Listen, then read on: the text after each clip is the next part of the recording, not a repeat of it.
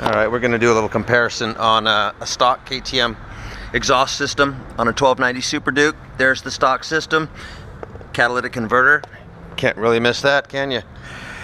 And a Remus system with a mid-pipe, cat gone, and the Remus slip-on, nice and tidy. It's a small can, a lot smaller than the wings or the acro cans. Let's listen to the stock pipe for a minute.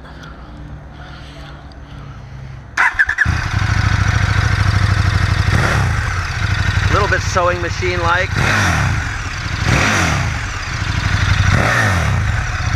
Just, you know, feels and sounds a little average. Let's listen to the Remus can. Now that's on saw. That might irritate your neighbors.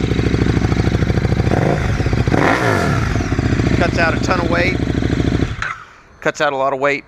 Definitely looks a lot better. I'd say that's a mandatory accessory on this motorcycle. That's awesome.